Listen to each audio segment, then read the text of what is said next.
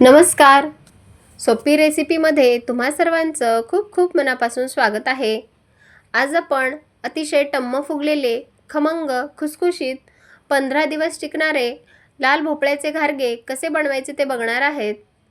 Recipe नेहमीप्रमाणेच एकदम साधी सोपी आहे.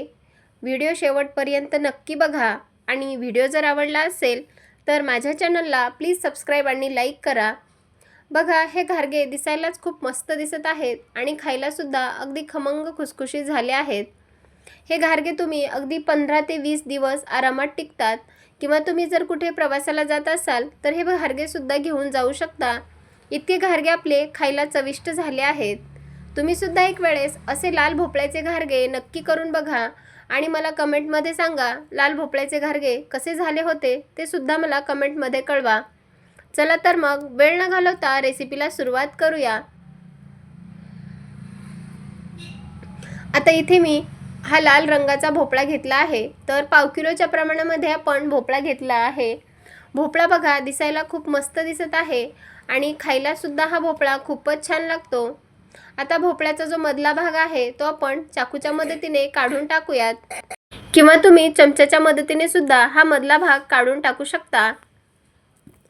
हा भोपळा थोडासा निब्बर असतो त्यामुळे आपल्याला काढताना थोडासा त्रास होतो, पण काढत असताना आपल्याला अगदी व्यवस्थित काढायचं आहे कारण हाताला सुद्धा लागू शकतं. आता याची जी साल आहे ती आपण सर्व साल काढून टाकणार आहेत.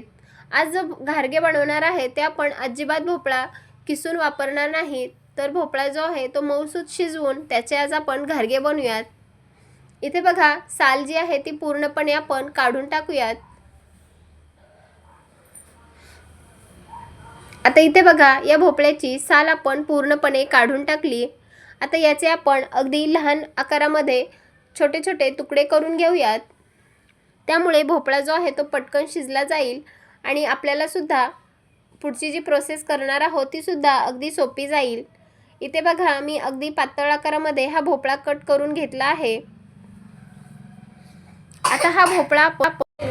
आता भोपळे शिजवण्यासाठी एक छोटंसं पातेलं घेतलं आहे. जर तुमच्याकडे कुकरचा डबा असेल तर त्यामध्ये सुद्धा तुम्ही हा भोपळा टाकू शकता. इथे मी एक छोटं पातेलं, जे कुकरमध्ये आपल्या पातेलं बसेल किंवा कुकरचा डबा असेल तर त्यामध्ये सुद्धा हे टाकू शकता. आता भोपळ्यामध्ये आपण गूळ टाकणार आहे. तर यामध्ये आपल्याला अजिबात पाण्याचा वापर करायचा नाही. जर तुमच्याकडे अर्धा किलोच्या प्रमाणात भोपळा असेल तर 1/2 किलोच्या प्रमाणामध्ये गूळ वापरायचा आहे आणि जर 1/2 किलोच्या प्रमाणात भोपळा असेल तर अर्धा पाव आपल्याला गूळ वापरायचा आहे. म्हणजेच आपण इथे 1 वाटी भरून गूळ वापरूयात. इथे मी भोपळ्यामध्ये पूर्ण गूळ टाकून घेतला. यामध्ये आता आपण अजिबात पाणी टाकणार नाहीत. गूळ टाकला की पूर्णपणे आपण चांगला जो भोपळा आहे तो खालीवर चांगला मिक्स करून घेऊयात आणि हा आता भोपळा आपण वाफवून घेऊयात. एक कुकर घेतला आणि त्याच्या तळाशी आपण थोडंसं पाणी टाकून घेतलं, त्यामुळे पटकन भोपळा जो आहे तो वाफेवर शिजला जाईल. आता ज्या पातेल्यामध्ये आपण भोपळा ठेवला होता ते पातेलं आपण या कुकरमध्ये ठेवलं आणि कुकरचं झाकण लावून घेतलं. आता 2 ते 3 शिट्ट्यामध्ये हा भोपळा आपल्याला छान असा शिजवून घ्यायचा आहे.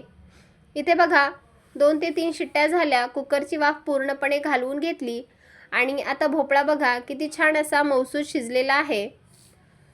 घारगे बनवत असताना भोपळा आपल्याला पूर्णपणे मऊसूत शिजलेला असावा.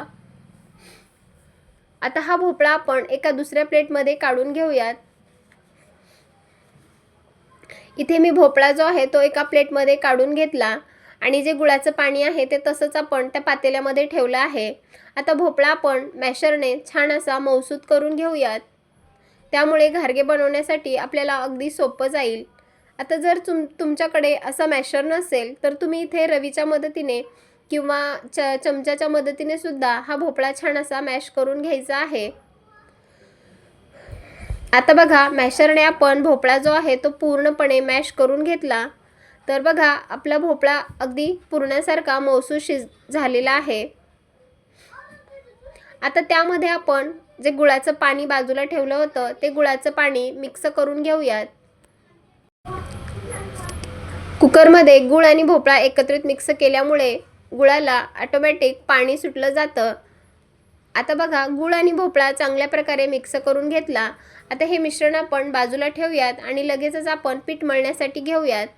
इथे मी एक छोटं टोपलं घेतलं, त्यामध्ये आपण आता गव्हाचं पीठ टाकून घेऊयात. तुम्हाला किती घारगे बनवायचे आहेत त्यानुसार इथे पिठाचा वापर करू शकता. घरातील छोट्या वाटीच्या मापाने 2 वाटी गव्हाचं पीठ घेतलेलं आहे. आता त्यामध्ये 3 चमचे बारीक रवा टाकणार आहेत. तुम्ही हवं तर इथे तांदळाचं पीठसुद्धा वापरू शकता किंवा रवासुद्धा वापरू शकता. तर रवा वापरत असताना आपल्याला अगदी बारका रवा वापरायचा आहे, कारण रव्यामुळे आपले घारगे अगदी खुसखुशीत व्हायला मदत होते. आता अजून एक पदार्थ आपण यामध्ये टाकणार आहे, त्यामुळे सुद्धा अजून आपले घारगे जे आहेत ते अगदी खुसखुशीत होतात. अर्धी वाटी बेसन पीठ वापरणार आहेत. जे आपण चण्याचं डाळीचं पीठ म्हणतो ना, अगदी तेच पीठ यामध्ये आपण टाकून घेतलं. 2 वाटी गव्हाचं पीठ, त्यासाठी 3 चमचे बारीक रवा आणि अर्धी वाटी बेसन पीठ टाकलेलं आहे. आता यामध्ये चवीनुसार मीठ टाकून घ्यायचं आणि सुरुवातीला हे सुके जे जिन्नस आहे ते आपण चांगल्या प्रकारे मिक्स करून घेऊयात. बेसन पिठामुळे आणि रव्यामुळे आपले घारगे अगदी खुसखुशीत होतात.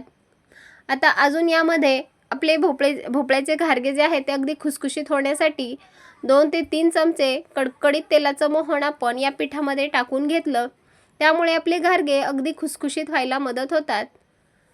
आता तेलाचं मोहन टाकलं की आपल्याला लगेच यामध्ये हात घालायचा नाही, कारण तेल अगदी कडकडीत होतं तर हाताला चटका बसण्याची सुद्धा शक्यता असते. तर सुरुवातीला चमच्याने आपण पीठ जे आहे ते चांगलं मिक्स करून घेऊयात. आता भोपळा आणि गुळाचं जे मिश्रण आहे ते सुद्धा आपण आता या पिठामध्ये टाकून घेऊयात. साधारण 1 वाटी भरून आपलं गूळ आणि भोपळ्याचं मिश्रण झालं आहे. तर आता पूर्ण जे मिश्रण आहे ते आपण पिठामध्ये टाकून घेतलं आणि आता आपल्याला पीठ जे आहे ते चांगल्या प्रकारे मळून घ्यायचं आहे. पीठ मळत असताना जेवढं भोपळा आहे त्याच्या आपल्याला दुप्पट पीठ घ्यायचं आहे, कारण भोपळा जो आहे तो थोडासा पातळ झालेला आहे. आता यामध्ये जेवढं पीठ बसेल तेवढं पीठ आपण त्यामध्ये टाकून छान असं घट्ट असा गोळा मळून तयार करूयात. आता सुरुवातीला मी 2 वाटी पीठ घेतलं होतं. जर एवढं पीठ आपल्याला बस झालं तर यापेक्षा आपण जास्त पिठाचा वापर करणार नाही. आणि आपलं जर पीठ थोडंसं पातळ झालं तर अजून थोडंसं तुम्ही यामध्ये गव्हाचं पीठसुद्धा ॲड करू शकता. आता इथे मी अजून अर्धी वाटी गव्हाचं पीठ घेतलं आणि आता हा पिठाचा आपण छान असा घट्ट गोळा मळून तयार करूयात.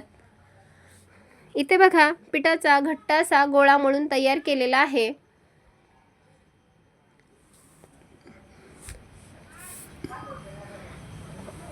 पीठ मळत असताना अगदी घट्ट असा गोळा मळून तयार करायचा, कारण त्यामुळे आपले जे घारगे आहेत ते अगदी मस्त होतात.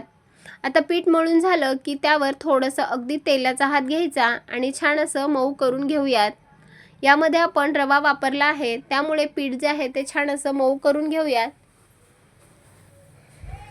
आता पीठ आपलं छान असं मळून झालं की त्यावर आपण एक झाकण ठेवूयात आणि कमीत कमी एक 10 ते 15 मिनिट हे पीठ आपण छान असं रेस्ट होऊ देऊयात. त्यामुळे आपले घारगे अगदी खुसखुशीत होतात आणि खूप छान असे बनतात सुद्धा. आता पीठ पूर्णपणे मी छान असं मळून घेतलं. यावर एक झाकण ठेवते आणि एक 15 मिनिट हे पीठ असंच रेस्ट होऊ देते.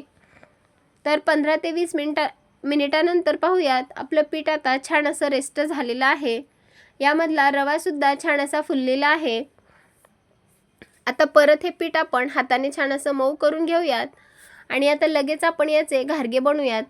तर त्यासाठी मी अगदी छोटासा लिंबाच्या आकाराचा गोळा काढून घेतला आणि हातावर आपण गोल आकार देऊयात आणि थोडासा चपटा आकार देऊन याचे आपण घारगे बनवूयात. घारगे म्हणजेच आपल्याला इथे पुरी लाटून घ्यायची आहे. बऱ्याच ठिकाणी याला घारगे म्हणतात किंवा घाऱ्यासुद्धा म्हणतात. आता बघा, पोळीपाटाला थोडंसं तेल लावून घेतलं आणि आपण हे पोळीपाटावर छान असं लाटून घेऊयात. ज्याप्रमाणे आपण पुरी लाटतो ना, अगदी त्याच प्रकारे हे घारगेसुद्धा आपल्याला लाटून घ्यायचे आहेत. घारगे लाटत असताना आपल्याला अगदी पातळसुद्धा लाटायचे नाहीत. जर तुम्ही जास्त पातळ लाटले तर ते छान असे फुलणार सुद्धा नाहीत. आता यावर मी पांढरे तीळ लावणार आहे. हे जे पांढरे तीळ आहे ते पूर्णपणे ऑप्शनल आहे. जर तुमच्याकडे नसतील तर तुम्ही स्किपसुद्धा करू शकता. पण एक आपले घारगे अगदी छान दिसावे त्यासाठी मी तिळाचा वापर केला आहे. जर तुमच्याकडे खसखस असेल तर तुम्ही खसखससुद्धा यावर लावू शकता किंवा खसखस आणि तीळ जरी नसेल तर काहीही न लावतासुद्धा हे घारगे तुम्ही तळून घेऊ शकता. आता घारगे आपले लाटून तयार झाले. लगेचच आपण हे घारगे तळून घेऊयात. आता गॅसवरती मी कढई गरम करण्यासाठी ठेवली आणि तेल आपण छान असं तापवून घेतलं. आता मध्यम आचेवर हे घारगे आपण तळून घेऊयात. सुरुवातीला तेल चांगलं तापवून घ्यायचं आणि घारगे जे आहे ते तेलामध्ये सोडले की गॅसची फ्लेम आपण मध्यम ठेवणार आहेत आणि मध्यम आचेवर दोन्ही बाजूने छान असे हे तळून घेऊयात. यामध्ये आपण गुळाचा वापर केला आहे त्यामुळे याला पटकन थोडासा लालसर रंग येतो. म्हणून अगदी मध्यम आचेवर दोन्ही बाजूने अगदी खमंग होईपर्यंत हे घारगे तळून घेऊयात. इथे बघा दोन्ही बाजूने सुद्धा हे घारगे आता छान असे तळून झालेले आहेत आणि बघा किती छान असे आपले घारगे टम्म फुगले आहेत.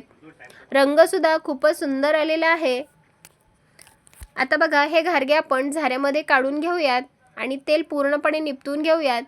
अशा प्रकारे आपण दुसरे सुद्धा घारगे तळून घेऊयात. एक घारगे आपले तळत आहे तोवर आपण दुसरीकडे जे पीठ आहे त्याचे घारगे बनवून घेऊयात. आणि हे सुद्धा आपले घारगे बघा किती छान असे तळून तयार झालेले आहेत. अतिशय टम्म आपले घारगे फुगलेले आहेत. अगदी मध्यम आचेवर हे घारगे आपल्याला तळायचे आहेत. तर एका बाजूने तळले की दुसऱ्या बाजूने पलटवून घेऊयात आणि मध्यम आचेवर छान असे खमंग होईपर्यंत तळून घेऊयात. इथे बघा हे सुद्धा घारगे आपले छान असे टम्म फुगले आणि रंगसुद्धा खूपच छान आलेला आहे. अशा प्रकारे आपण सर्व घारगे तळून तयार केलेले आहेत. इथे बघा आपले संपूर्ण घारगे तळून तयार झाले आहेत. अजिबात तेलकटसुद्धा झालेले नाहीत. दिसायला तर खूपच मस्त दिसत आहेत. तर बघा तीळ लावलेले जे बाजू आहे ती तर किती मस्त दिसत आहे. तर अशा प्रकारे आपण सर्व घारगे तळून तयार केले आहेत. तर घारगे मी तुम्हाला दाखवते अजिबात तेलकटसुद्धा झालेले नाहीत. हाताला तेलसुद्धा बसलेलं नाही. इतके छान असे आपले खमंग खुसखुशीत घारगे बनवून तयार आहेत. हे घारगे तुम्ही असेच नुसते सुद्धा खाऊ शकता किंवा जर मुलांच्या टिफिनमध्ये सुद्धा देऊ शकता.